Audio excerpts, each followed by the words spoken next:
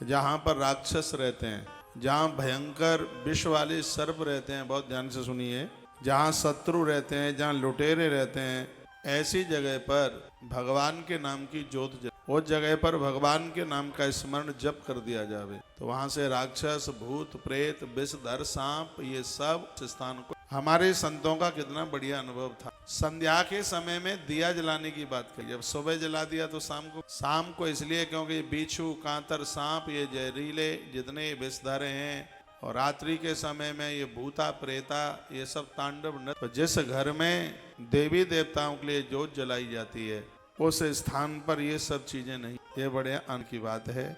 इसलिए आज की कथा को मैं यहाँ से आरंभ कर रहा हूँ। भले ही खाने में घी कर लेना, लेकिन देवी देवताओं के लिए दिए जलाना मत। नवरात्रा चल रही है, 9 दिए रोज जल। सुबह मिट्टी के दिए जलाओ और रात्रि को आटे के गूंद। अभी हम कथा करके आए हैं उधर गया जी में, आपने देखा होगा पितरों की आरती होती शाम को। टोटली दिए आटे के होते, हजारों की संख्या में। शाम के समय अभी नवरात्रा में आप आटा गूंथ करके उसके दीपक दिए जलाइए, 9 दिए। और सुबह के समय में मिट्टी के दिए, अभी हम पूजा किए हैं तो हम मिट्टी के दिए जला, माता जी के अभिषेक में पूरे 9 जलाए।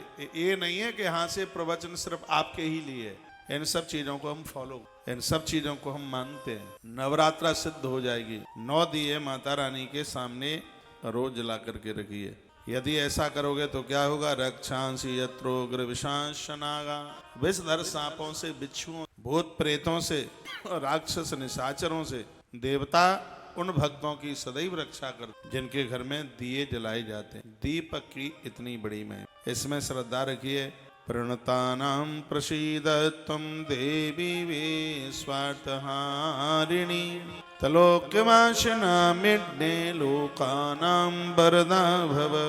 ये मैया संपूर्ण विश्व की पीड़ा हरती। शायद आपको पता है कि नहीं पता, ना पता हो तो मैं बता दूं। जिस समय अंग्रेजों के अंदर अपना देश गुलाम था, उनके कब्जे में था और स्वतंत्र होना बड़ा मुश्किल हो रहा था। मध्य प्रदेश की धरती है और एक जगह है दतिया, आपने नाम सुना होगा माता पीताम्बरा की। कभी उधर आप जाते हैं वृंदावन की तरफ, ग्वालियर की तरफ, तो रास्ते झांसी को पार करते ही ये जगह पड़ी। उस समय वहाँ के स्वामी जी थे, उन्होंने देश की आज़ादी के लिए, स्वतंत्रता के लिए एक बहुत बड़ा माँ पीताम्बरा देवी के चरणों में एक बहुत बड़ा यज्ञ, यज्ञ मंडप, यज्ञशाला वहाँ आज भी बनी है। 1947 की बात है। उधर यज्ञ की पूर्णाहुति हो रही थी और इधर अंग्रेज भारत स्वतंत्रता के लिए सिग्नेचर कर रहा था। उसने हस्ताक्षर किए थे कि हम भारत को छोड़ करके जा रहे हैं। वहाँ यज्ञ की पूर्णाहुति हो रही थी तो वर्णन किया गया है, त्रिलोक्यवासिना बेड्डे लोकानां वरदा भवा।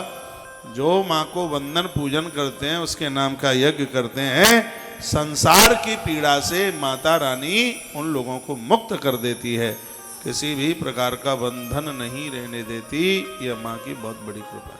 ये विचार कीजिए, भगवान राम आए तो उनको इस शक्ति की जरूरत थी, तो वही पराम्बा ही तो माता जानकी बन करके आती। लिखा है इसमें, भगवान श्री कृष्ण आए हैं तो उनको भी उस शक्ति की जरूरत पड़ी है और वो भगवती राधा रानी के रूप में धरती पर आके प्रकट हुई है।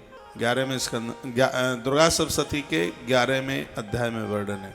भगवान महादेव चल करके आते हैं तो पराम्बा शक्ति बन करके इस धरती पर आकर के प्रकट होती है। उसके बिना तो काम चलता नहीं है। प्रणतानां प्रसीदत्वं देवी विश्वार्थहारिणी, पूरे विश्व की रक्षा करने वाली, पूरे विश्व को चलाने वाली और सबके दुख दर्द पीड़ाओं को दूर करने वाली ऐसी देवी जिसके चरणों में देवता भी आके गिरते हैं।